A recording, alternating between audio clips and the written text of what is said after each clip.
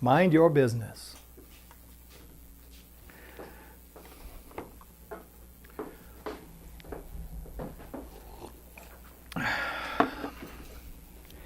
Somebody once said to me, first you got to get some business. But you meant mind your own business. Yes, I meant mind your business. Mind your own business. That's right.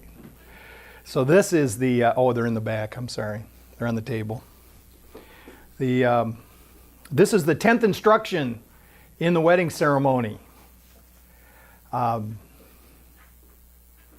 Speak not ill of each other in another's presence, and speak not ill of others in each other's presence, and say not the hurtful thing. So this is a broad topic. The topic of, first of all, what is our business? And what is this all about? Not saying the bad thing about somebody else, and who can I say it in front of, and what happens if I do, and then if I am minding my own business, what exactly am I doing? Well, there is a Hebrew tradition. It is the ancient tradition that you are not your father's son if you do not work in your father's business. So, in other words, in ancient times, you were like disowned if you didn't work in your father's business. You were cut off. You were not part of the family, really. I mean, that's why your father had you, so that he had some extra hands in the business. I mean, really, part of the wealth of the family was the children, and everyone was expected to contribute to the business. And but what we're talking about here is spiritual business. And so this is the reason why one of the traditions that supports the idea of Jesus being Son of God is because he worked in the Father's business. So his job, the way he saw it, was to do, well, goodwill, God's will, to work in the Father's business. But he said very clearly, these and greater things shall you do. So he's calling, way back from ancient times, he is calling us to this task that if we really want to be children of God, then we have to work in the Father's business. We have to work in God's business. And God's business is the business of creation. So, made in the image and likeness of the Father, we go forth into the world creating in the image and likeness of the Father. So what is this? We could say, I'm a creative person, I'm an artist, I do, and this is all very good because what we're doing is we're allow that sense of creativity that we are born with to come forth to bless others.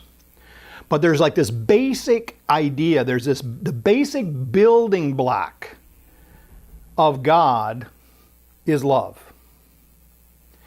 And so really, when we're in the Father's business, what we are doing is we are extending love. This is how we become son of God. This is how we become daughter of God, child of God. We already are, but we cheat ourselves out of actually knowing it unless we're extending love.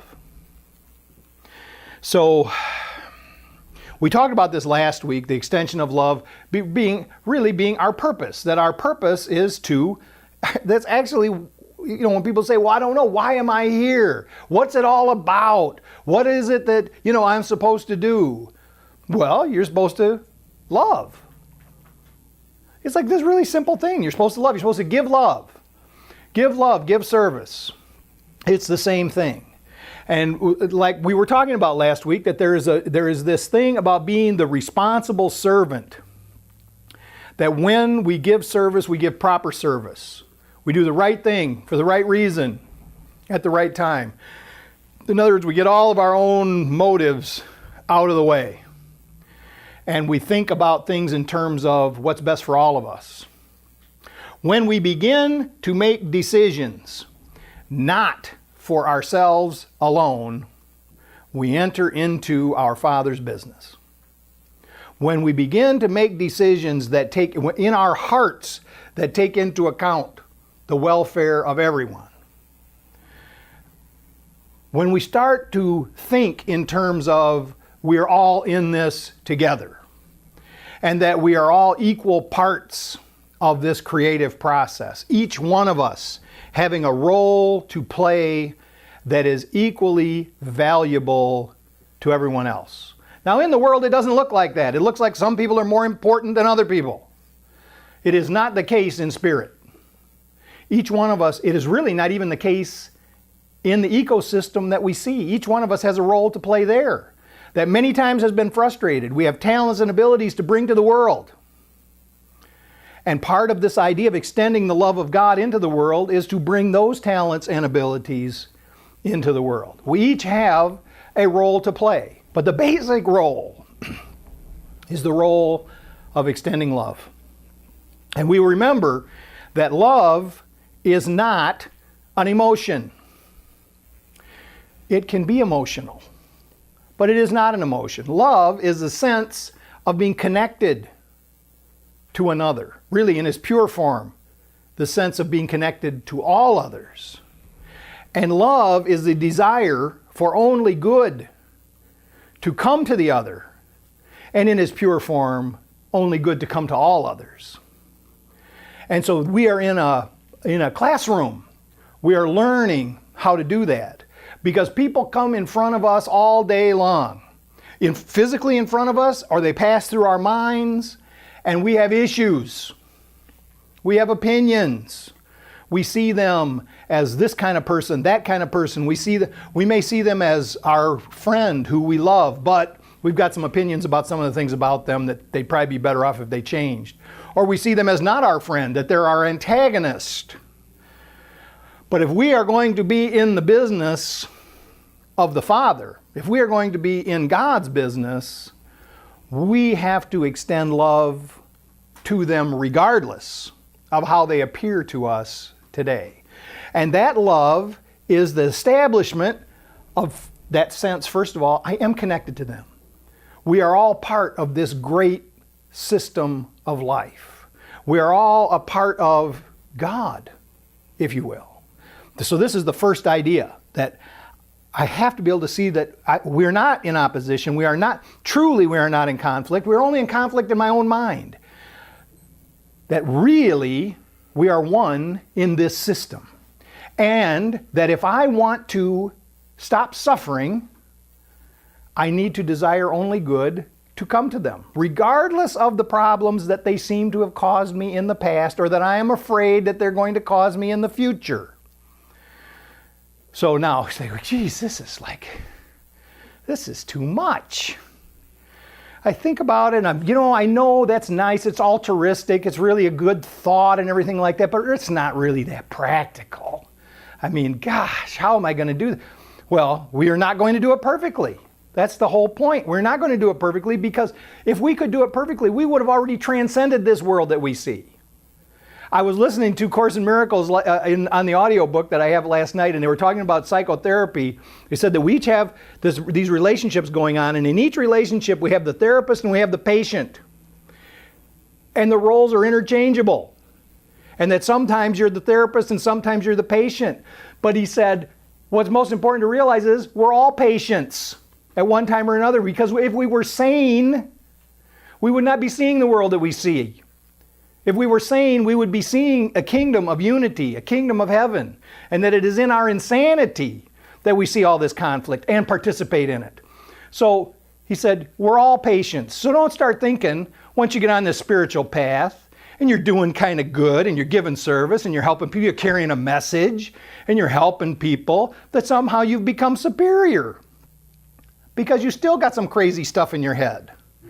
And this whole idea is to be restored to sanity by coming together with the other people in your life, the other people in your mind. Because there's many people who you don't see on a daily basis, who don't come in front of you, that you still have all kinds of opinions about, those you have met and those that you haven't met.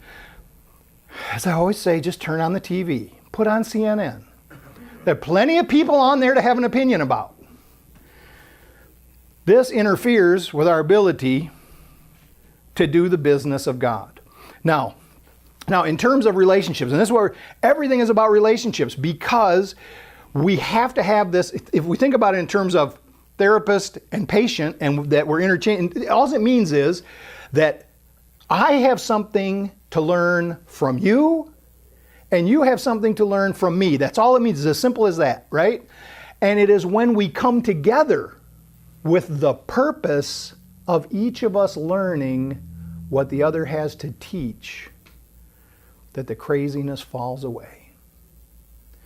What it means is to release our own agenda, to relax into this purpose and say, well, think about in recovery programs, the second step. So we came to believe that a power greater than ourselves could restore us to sanity. And then in the second tradition, it says, for our group purpose, there's but one ultimate authority, a loving God, as he may express himself through our group conscience. Our leaders are but trusted servants, they do not govern.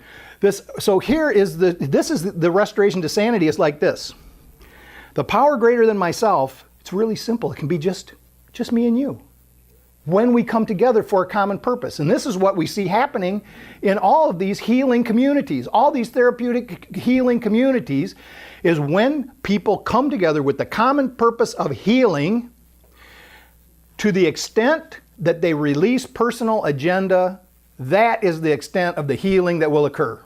And you know it's true because if you've gone to a meeting and you felt those goosebumps in the meeting, that was because you were able to release your personal junk for a minute, and you got a deep spiritual reaction from your interaction with the other people in the meeting or what was being said at the time. So, and this is actually, and what the second tradition says is, that a loving God expresses himself through this group conscience. And what the group conscience is just the two of us coming together in agreement. So this is how it works. We are restored to sanity directly based on our ability to come together with others. We restored to sanity when we're able to trust enough to release all of our fears, all of our worries about, I better not get too vulnerable, I might get hurt in this thing, to be vulnerable, to allow ourselves to be soft, to, as my friend Mark says, I come here to soften my heart, so that we can allow others to join us in this group conscience.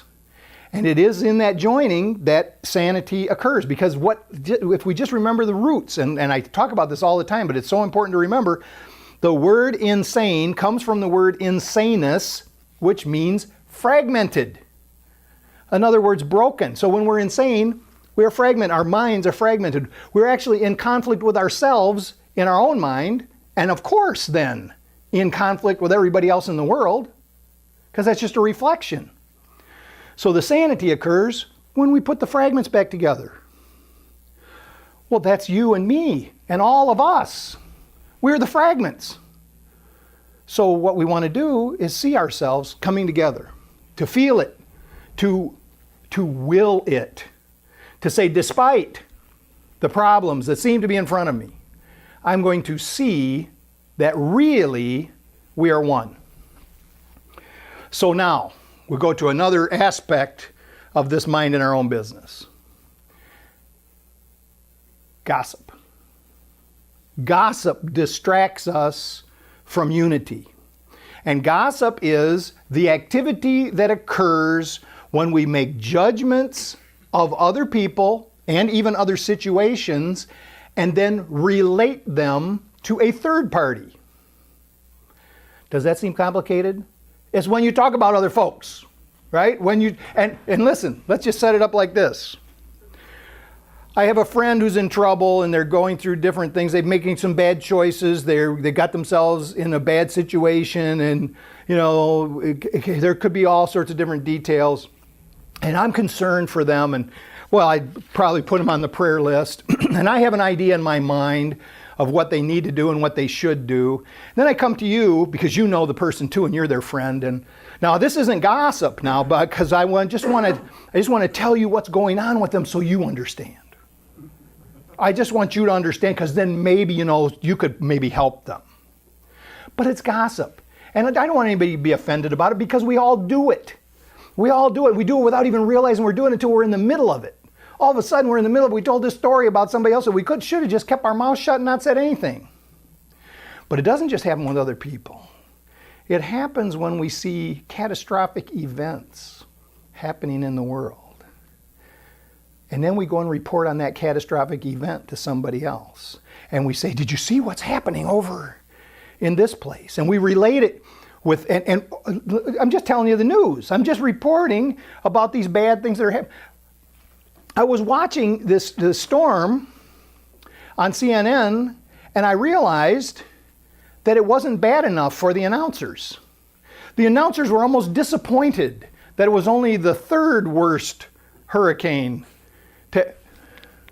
It was like almost like it's not quite bad enough. I mean, they weren't being blown across the street. And because watching disaster has become entertainment for us.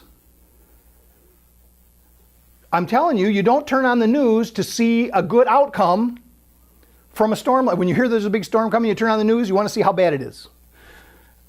Listen, I'm not saying that this makes us bad people. I'm saying that what it does is it distracts us from our business. It gives us something else to focus on that keeps us from doing the thing that is proper service. Now, if I turned on the news and I saw that there was a big storm going to wherever, and I had the ability, and the idea came to me, well, you know what? Here's what I need to do. I need to go there and help somebody. I've got a talent and ability that can be helpful. I'm going to go call the Red Cross and see if they need me, where they need me, I'm going to go. This would be service. If I saw that there was this storm was going on and I looked up, and by the way, if anybody with a smartphone, it's happening right now. You go in and you get your email, it says, help the people that are affected by Sandy, and you text that number, takes $10, puts it on your phone bill, gives them $10. That's service. The distraction from service is me coming around talking about how horrible it is. This is not the vision of goodness. This is not to say then, rather, what I want to envision is everybody rising above it. Everybody standing up, coming together, working together.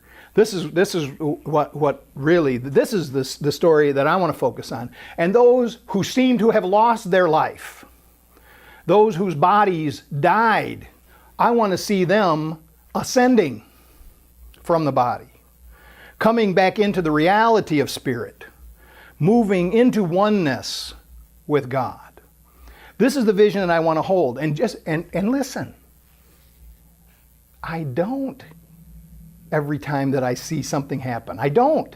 I want to get involved and I want to relate it to you. I want to say, if somebody calls me up and tells me bad news, I have a tendency to want to call somebody up and tell them the bad news. I'm just saying that is my tendency, but I don't want it to be.